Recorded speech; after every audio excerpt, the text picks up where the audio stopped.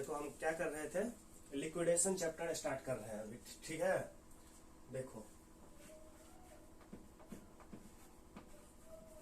Liquidation, liquidation का थोड़ा brief explanation हम समझ लेते हैं। क्या करते हैं, लिक्विडेशन ऑफ कंपनी, यहाँ पे लिक्विडेशन ऑफ कंपनी करते हैं। क्या करेंगे इस लिक्विडेशन, देखो कंपनी कैसे बनता है, company created in the eyes of law, ठीक है।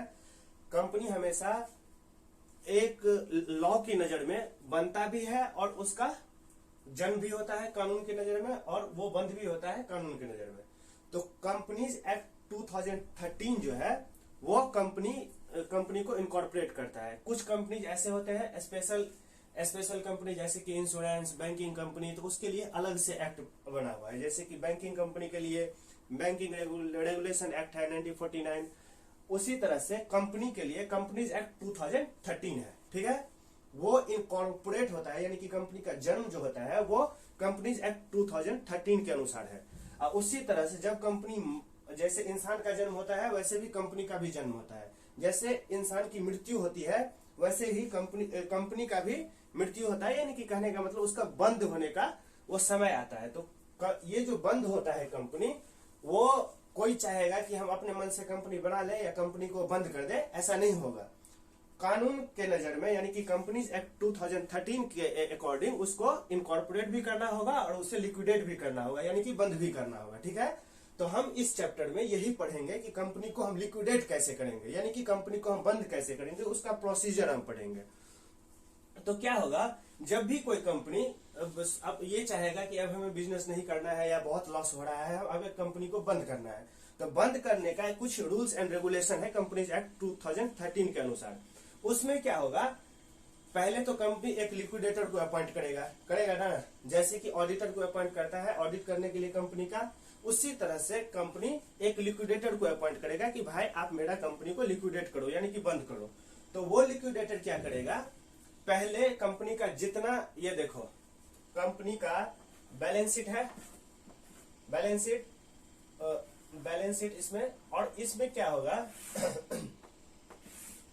कुछ यहाँ पे कंपनी का लायबिलिटी होगा, लायबिलिटी, और यहाँ पे होगा एसेट्स, ठीक है। अब इसमें क्या होगा, कुछ यहाँ पे अमाउंट में दिया होगा, ये कंपनी का मान लो बैलेंस शीट है। अब क्या करेगा, यहाँ पे कंपनी का land and building, plant and machinery, हाँ, फिर यहाँ पे स्टॉक, डेब्टर्स, ठीक है, एंड यहाँ पे कैश एंड बैंक होगा, ठीक है। यहाँ पे कुछ लायबिलिटी भी होगा, मान लो यहाँ पे कुछ लायबिलिटी भी है, क्रेडिटर्स, यहाँ पे लोन्स एंड एडवांसेस जो भी है, यहाँ पे कुछ रेंट पेएबल, रेंट है आउटस्टैंडिंग जो पे करना है, मान लो यहाँ पे कुछ सैलरी एंड वेजेस है पे करना, सैलरी आउटस्टैंडिंग कुछ पे करना है, ये सारा लायबिलिटी हो गया, ठीक है। अब मान लो ये कंपनी सारा एसेट्स जो है वो बेचेगा, ये जो सारा एसेट्स है, land and building, plant and machinery, stock, सब कुछ कंपनी जब भी बंद होगा तो लिक्विडेटर इसको बेच करके ये सारा का सारा, मान लो यहाँ पे 10 लाख रुपया यहाँ पे है, यहाँ पे मान लो इसका 5 लाख रुपया है, यहाँ पे ये 2 लाख है, मान लो यहाँ पे ये 1 लाख रुपया है, मान लो कंपनी के पास 5 लाख रुपया लायबिलिटी है, ये कैश एंड बैंक है। अब कंपनी क्या करेगा, ये लैंड एंड बिल्डिंग बेचेगा, कंपनी लिक्विडेटर को जो अपॉइंट किया रहेगा वो बेचेगा, लैंड एंड बिल्डिंग बेच करके पूरा पैसा कहाँ पे जमा होगा, कैश एंड बैंक में पैसा जमा करेगा, ठीक है। और ये पैसा जब जमा हो जाएगा तो इस पैसों से इन लोगों का, क्रेडिटर्स का, इस सब का पेमेंट होगा ना। तो इसमें क्या होगा, सबसे पहले ये चिल्लाएगा कि भाई मेरा सैलरी दे दो, ये बोलेगा कि मेरा पैसा दे दो, ये बोलेगा कि मेरा पैसा दो। अब मान लो क्रेडिटर्स का, मान लो यहाँ पे 15 लाख रुपया इसका है, इसको पे करना है, ठीक है। मान लो 7 लाख रुपया इसको पे करना है, मान लो 3 लाख रुपया इसको पे करना है, मान लो इस यहाँ पे सैलरी अभी 5 लाख रुपया यहाँ पे ये भी है। अब देखो कुल टोटल कितना हो गया 15 5 20 3 23 एसेट्स है। अब यहाँ पे 20 10 30, देखो यहाँ पे लायबिलिटी ज्यादा है लेकिन कंपनी के पास एसेट्स कम है, ठीक है ना। तो अब 23 लाख रुपया ही आएगा, तो इसमें से सभी को पैसा दे पाएगा कंपनी? नहीं दे पाएगा। तब ये चिल्लाएगा कि मेरा पहले पैसा दो, ये पहले दो, ये अपना पैसा लेकर के भाग जाएगा, ये भी भाग जाएगा, ये भी भाग जाएगा, तो इसको तो मिलेगा ही नहीं, इस दोनों को भी नहीं मिलेगा, नहीं मिलेगा ना। ये देखो 15 और 22 तो यही लेकर के चला जाएगा दोनों, इस दोनों को क्या मिलेगा? कुछ भी नहीं मिल पाएगा। तो इसी झंझट को सुलझाने के लिए कंपनीज एक्ट में प्रोविजन बनाया गया है। भाई देखो, पेमेंट ऐसे नहीं होगा, पेमेंट देने का एक प्रोसीजर है। इस पहले किसको हम पे करेंगे, उसके बाद किसको पे करेंगे, लास्ट सबसे लास्ट में हम किसको पे करेंगे, ठीक है ना। ये सारा रूल्स एंड रेगुलेशन बताएगा। तो वही हम इलस्ट्रेशन नंबर 1 में वही हम समझेंगे कि किस सीक्वेंस में हम पेमेंट करेंगे, ठीक है। तो देखो इलस्ट्रेशन नंबर हम 1 में यही देखेंगे कि कैसे हम पेमेंट करना है। एक इलस्ट्रेशन नंबर हम करके दिखाते हैं। देखो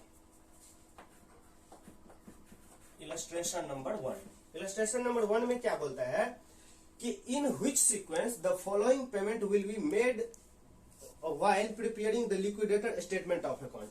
जब लिक्विडेटर अपना स्टेटमेंट ऑफ अकाउंट बनाएगा, लिक्विडेटर स्टेटमेंट ऑफ अकाउंट कैसे बनाता है? देखो लिक्विडेटर स्टेटमेंट ऑफ अकाउंट, ये अपना लिक्विडेटर स्टेटमेंट ऑफ अकाउंट कैसे बनाएगा? ये ऐसे बनाएगा। यहां पे क्या करेगा, ये रिसिप्ट्स, यहां पे लिखेगा रिसिप्ट्स, और यहां पे लिखेगा, इस साइड लिखेगा पेमेंट, पेमेंट्स, और यहां पे लिखेगा अमाउंट। अब देखो लिक्विडेटर कितना पैसा संपत्ति बेचेगा ना, कंपनी का संपत्ति बेच करके उसने कितना पैसा रियलाइज किया, तो यहां पे लिखेगा to assets realised, assets realised, जितना पैसा बेच करके जमा किया वो यहां पे लिख लेगा। अब पेमेंट कैसे करेगा? देखो पेमेंट का कुछ सीक्वेंस है, किस सीक्वेंस में हम पे करेंगे। तो सबसे पहले यहां पे करेगा लिक्विडेटर्स रेम्यूनरेशन, सबसे पहले जो है अपना रेम्यूनरेशन, लिक्विडेटर अपना पैसा पहले लेकर के भाग जाएगा, बोलेगा भाग नहीं जाएगा, मतलब कि अपना पैसा पहले निकालेगा, क्या पता पैसा आगे बचे या ना बचे। फिर उसके बाद लिक्विडेटर्स लिक्विडेशन एक्सपेंस, लिक्विडेशन करने में कुछ एक्सपेंस होता है, लिक्विडेशन करने में जो भी एक्सपेंस होगा लिक्विडेटर को वो अपना निकालेगा। फिर यदि कोई लीगल एक्सपेंस है, लीगल एक्सपेंस, तो वो लीगल एक्सपेंस भी पहले लेकर के चला जाएगा, ठीक है। अब देखो अब क्या होगा, by secured creditor, secured creditors, secured creditors कौन हुआ? देखो कंपनी क्या रहेगा, कोई लोन लिया रहेगा, और लोन किसी स्पेसिफिकली एसेट्स पे लिया होगा कि भैया आप ये मेरा जमीन का कागज ले लो, लैंड एंड बिल्डिंग का कागज ले लो, और मुझे जो है वो आप लोन दे दो उस पे। तो यदि उस पे वो क्या लोन लिया रहेगा, सिक्योर्ड क्रेडिटर मतलब जो वो उसको कुछ न कुछ, जिसको कोलेटरल सिक्योरिटी बोलते हैं। जैसे तुम होम लोन लेने के लिए जाते हो या बिजनेस लोन लेने के लिए, तो कई बार ये होता है कि कंपनी तुम्हारे जमीन जायदाद का जो है पेपर ले लेता है ना, यानी कि अब वो जो जमीन जायदाद होगा उसमें से सबसे पहले पेमेंट ये लेकर के चला जाएगा। जब वो बिकेगा तो वो संपत्ति बेच करके ये सिक्योर्ड क्रेडिटर अपना पेमेंट लेकर के जाएगा, ठीक है ना। जब वो संपत्ति बिकेगा तो ये सबसे पहले इसको पेमेंट होगा, ठीक है। तो ये सिक्योर्ड क्रेडिटर अपना ले गया। फिर उसके बाद आता है प्रेफरेंशियल क्रेडिटर,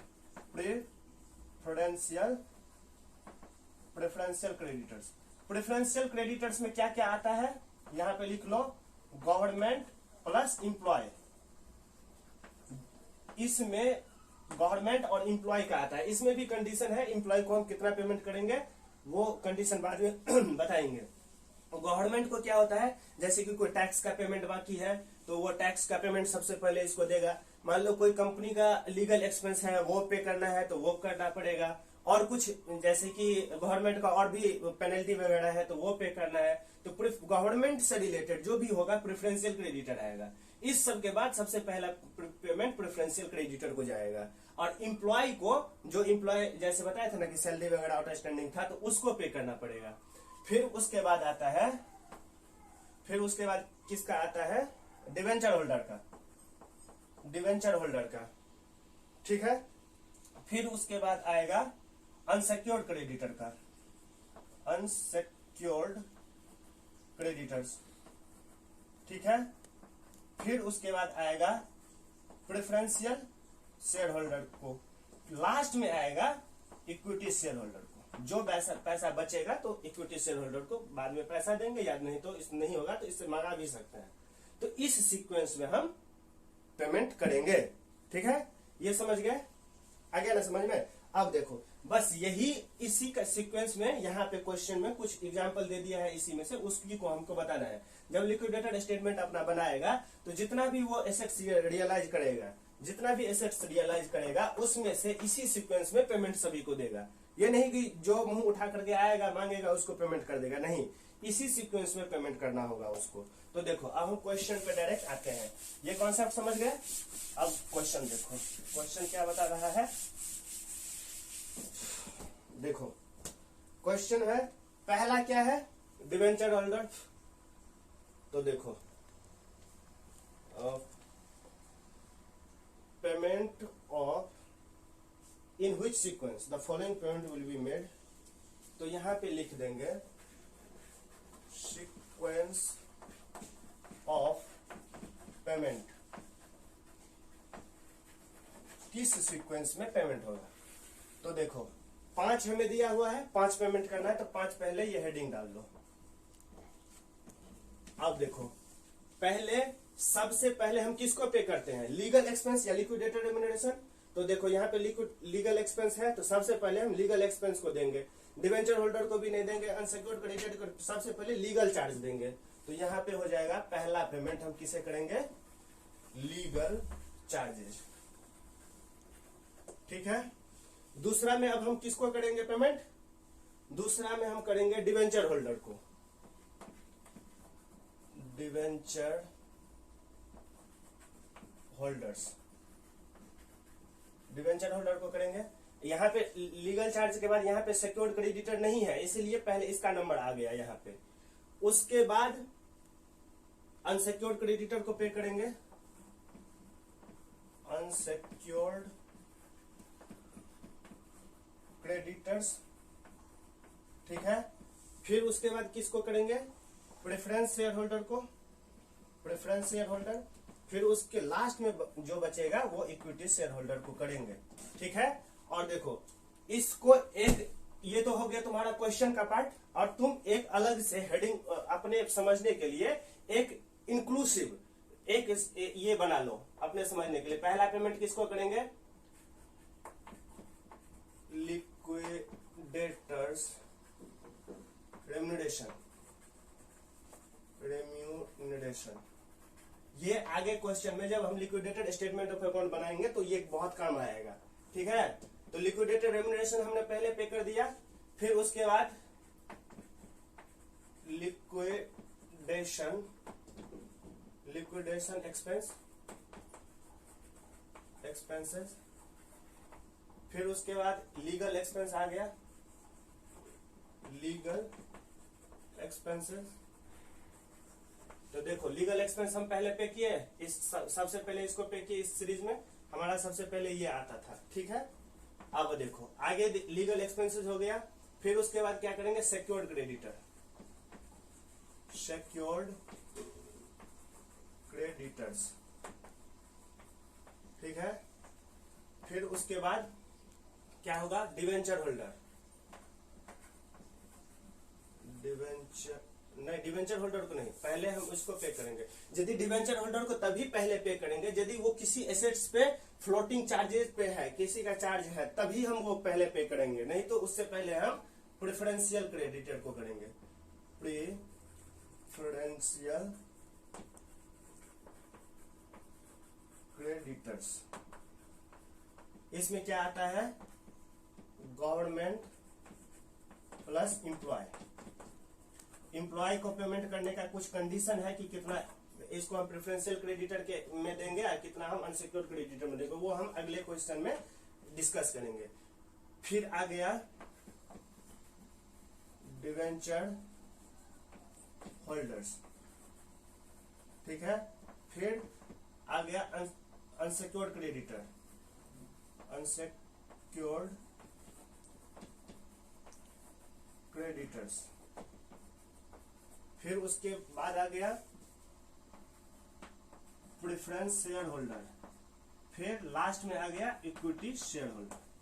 ये तीनों तो याद रहेगा। सबसे लास्ट में जो बचेगा इक्विटी शेयर होल्डर, तो कंपनी का मालिक ही होता है, तो उसको सबसे लास्ट में पे करेगा। नाफा उसको जितना मान लो नुकसान होगा तो इसका, प्रॉफिट हुआ यानी कि ज्यादा एक्सेस सरप्लस आ गया तो भी इसका हो जाएगा। तो ये तीनों सीक्वेंस में आ गया।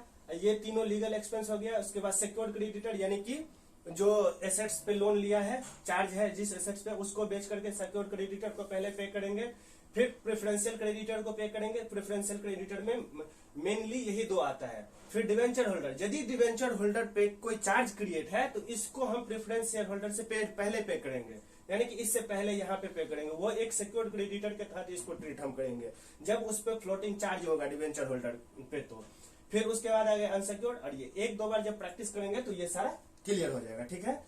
इसी को देखो सामने आ गया। सबसे लास्ट में हम 5 ही हेडिंग दिया था, तो सबसे लास्ट में ये है, सबसे लास्ट में इसको दिए। फिर प्रेफरेंस शेयर होल्डर को देते हैं तो प्रेफरेंस शेयर को उससे पहले दे दिए। अनसिक्योर्ड क्रेडिटर कहाँ आ गया, देखो अनसिक्योर्ड क्रेडिटर ये था।